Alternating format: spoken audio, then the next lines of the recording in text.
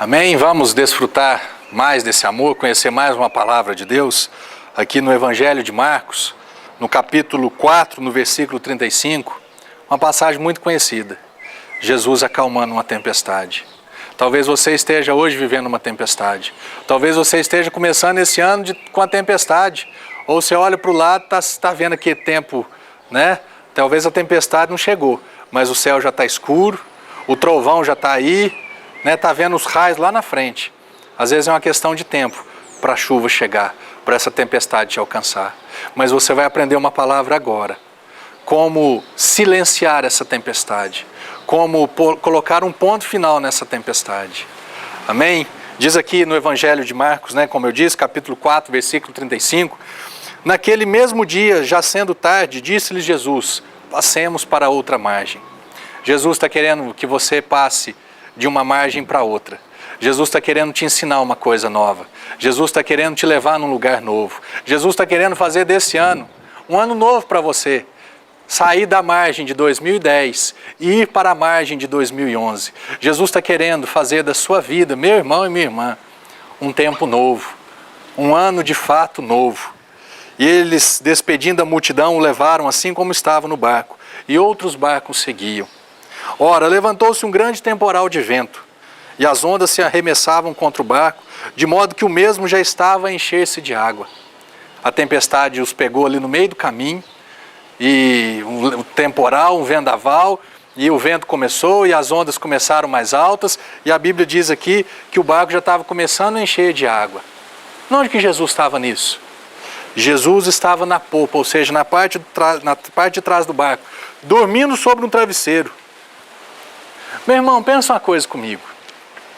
Jesus num barco, os discípulos ali atravessando o mar da Galileia, que na verdade é um grande lago. Um temporal vem e Jesus está dormindo. Eles arrumaram até um travesseiro para Jesus. Ah, pastor, mas Jesus estava cansado, já era tarde, Jesus tinha pregado, feito milagre, Jesus tinha feito um monte de coisa. Meu irmão, eu não deixo Jesus dormir na minha vida, não. O que é Jesus dormir? É a palavra de Deus dormindo na minha vida. É a minha fé, porque Jesus é o autor e o consumador da minha fé. É uma fé passiva, é uma fé que não age, é uma palavra que eu não uso da palavra como autoridade. Eu não posso deixar Jesus dormindo, eu não posso fazer até afofar o travesseiro dele. Não, Jesus, dorme aí, porque atravessar esse lago, pensa os discípulos ali, Pedro, né? André, o irmão dele, estava acostumado, Tiago, João, estava acostumado, eles eram pescadores, eles dominavam aquela região ali. Sabe onde que o diabo muitas vezes nos pega? Naquilo que nós achamos que nós damos conta sozinho. Sabe onde que ele consegue passar uma rasteira em você, em mim? Em áreas da minha vida que eu deixo Jesus dormindo, que eu deixo a palavra de Deus dormindo, sem ser colocada em prática. São áreas da minha vida que eu acostumei. É como se eu dissesse assim, não, Jesus, essa área eu domino. Seja às vezes numa profissão, seja numa tarefa, seja em alguma coisa que eu estou acostumado a fazer, eu chego para Jesus e falo, não, agora eu não preciso da palavra. Agora eu não preciso de fé para fazer isso. Jesus estava dormindo, uma tempestade veio, os discípulos desesperaram. E se Jesus tivesse acordado, na hora que começou os primeiros pingos de chuva, na hora que começou um vento diferente, que eles conheciam aquela região, na hora que as nuvens começaram a escurecer, na hora que eles começaram a ouvir trovões, eles chegariam para Jesus, Jesus, está vindo uma tempestade, o que nós vamos fazer? Mas eles deixaram Jesus dormindo. Por que às vezes os casamentos terminam? Pastor, você fala tanto sobre casamento, né? Eu falo demais sobre casamento, porque casamento foi a primeira instituição de Deus nessa terra. Não é bom que um homem esteja só, vou fazer para ele uma companheira, uma ajudadora, uma mulher para andar do lado dele, que ele ame, que cuide dela, que se entregue por ela. O casamento é algo que foi feito para não acabar nunca. Por que a sociedade está do jeito que está? Pelos casamentos destruídos. Muitos filhos sem a convivência com os pais, então os filhos criados só pela mãe, então eles perderam a referência de um pai, de um homem. Muitas filhas sem a referência de um pai, de um homem, então às vezes nem casar não quer, porque acha que pai é daquele jeito, que homem é tudo daquele jeito. E as famílias vão se desfazendo, as famílias vão se desestruturando, os filhos vão crescendo desestruturados, os filhos vão crescendo sem referência, e nós vivemos o que estamos vivendo hoje. Meu irmão, você precisa zelar pelo seu casamento, pela sua esposa, pelo seu marido, pela sua família. Com unha e dente, você precisa cuidar ali de uma forma muito, muito intensa. Por que os casamentos acabam? Porque lá atrás, quando começou um vento contrário, em vez de vir para a palavra, de acordar Jesus, de falar, Jesus, está acontecendo, olha o trovão no meu casamento. Não, deixa o trovão chegar, deixa o raio chegar, deixa a tempestade chegar, e aí depois chega nesse ponto aqui. Que eles desesperaram, eles despertaram de Jesus, dizendo, mestre, não te importa que pereçamos? Aí sobrou para Jesus, né? Muitas vezes as nossas vidas dão errado, pelas nossas próprias escolhas, por nós deixarmos Jesus dormindo. E o que acontece? Jesus, você não está vendo o que está acontecendo na minha vida? Jesus, não te importa que a minha vida está um bagaço? Não te importa, Jesus, que a minha vida está quase que nem que o meu barco está enchendo de água, que a minha vida está afundando? Jesus, Jesus, Jesus. Há uns 2, 3 meses atrás, Jesus falou claramente comigo, dentro do meu coração. Não foi uma voz audível, não. Mas claramente ele falou dentro do meu coração. Ele falou assim, Marcelo, fala para os meus filhos que eu não sou responsável por nenhuma derrota, por nenhum fracasso, por nenhuma falha deles. Eu sou responsável pelas vitórias, pelas conquistas, pelas bênçãos. Meu irmão, eu e você, nós não podemos atribuir as coisas negativas, erradas, os nossos fracassos, as nossas falhas a Jesus. Nós não podemos fazer como os discípulos. Os discípulos estavam quase que culpando Jesus, responsabilizando Jesus pela chuva. E ele chegou, não te importa que nós estamos aqui afundando e você está aí dormindo? Mas quem deixou Jesus dormir? Quem arranjou um travesseiro para Jesus deitar ali? Quem chegou para Jesus, não está escrito, mas eu imagino, chegou para Jesus e falou assim, Jesus, aqui ó, toma um travesseiro, deita lá no fundo do barco, fica lá, descansa, fica lá quietinho, porque isso daqui nós damos conta de fazer. Você acha que você dá conta do seu casamento? Você acha que você dá conta da sua profissão? Você acha que você dá conta da sua saúde? Jesus, a maioria das vezes, numa necessidade numa necessidade de cura, Jesus é o último a ser procurado. Procura médico, procura benzedeira, procura uma simpatia, procura um monte de coisa. Aí na hora que não dá nada certo, e eu não estou falando contra os médicos, não, médico é uma bênção, remédio é uma bênção de Deus.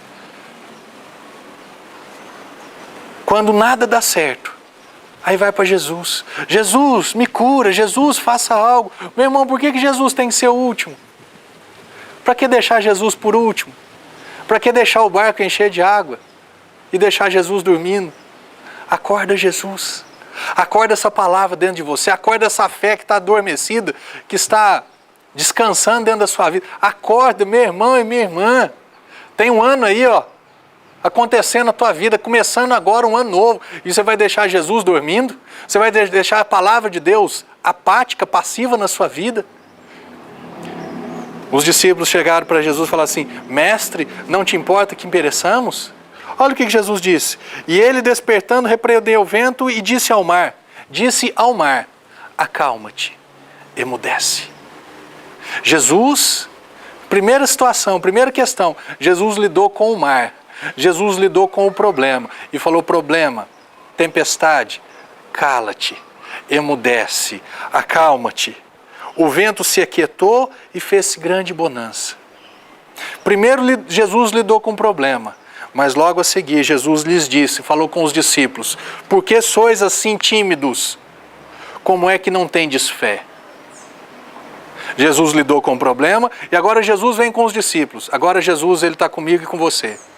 Quando eles clamaram por Jesus, Jesus intercedeu, Jesus agiu, Jesus interferiu naquele problema. Jesus resolveu o problema. Agora Jesus vai com você e vai comigo. Marcelo e você, meu irmão e minha irmã, que está assistindo agora. Por que você não age com fé também? Por que você é tímido? Essa palavra tímido, não é, né, essa timidez aqui não é uma timidez de temperamento. É uma timidez de ficar com a boca fechada.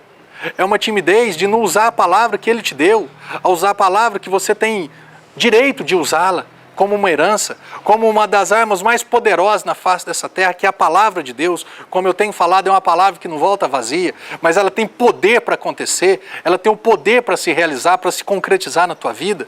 Jesus pega e fala assim: por que você é tímido? Por que você não é uma pessoa ousada? Por que você não usa dessa autoridade que eu te dei? Por que você não faz diferença? Por que você não desperta? Por que você não acorda e faz diferença? Sabe o que eu aprendo com isso daqui? Não era Jesus que estava dormindo, não. Eram os discípulos que estavam dormindo acordados. Era a fé deles que estava dormindo. Uma fé dorminhoca, uma fé apática, uma fé passiva. Jesus fala: por que vocês não usaram a fé? Por que vocês não usaram a palavra? Por que vocês não repreenderam do jeito que eu fiz? Por que vocês não se posicionaram? Por que vocês não usaram da minha palavra, da autoridade que eu dei a vocês, para colocar um ponto final nisso? Meu amigo, por que você não usa da autoridade de Jesus na tua vida, para calar, para emudecer essa tempestade que está vindo contra você? Por que você não desperta? Por que você não acorda? E você, no nome de Jesus, começa a liberar algumas palavras. Eu não aceito mais isso em nome de Jesus. Eu repreendo esse vento contrário na minha vida, na minha saúde, nas minhas finanças, em o nome de Jesus. Eu cancelo esse projeto de derrota no meu casamento, no nome de Jesus. Por que você não acorda? Por que você não desperta desse sono? Por que você não age de acordo com o que você está aprendendo hoje? Por que você não age de acordo com o que você já sabia que você tinha que fazer? Esse texto termina dizendo: e eles, possuídos de grande temor, diziam uns aos outros: quem é esse que até o vento e o mar lhe obedecem? Talvez você esteja nessa mesma situação. Você não conhece esse Jesus. Você não conhece o poder que você tem. Você não conhece a autoridade de Jesus na sua vida. Você não sabe quem é Jesus ainda. Começa a agir de acordo com a palavra. Começa a viver submetido a essa palavra. Você vai ver da autoridade que você tem no nome dele, do poder que você tem no nome dele. Você vai conhecer faces de Jesus. Você vai conhecer Jesus de uma maneira diferente.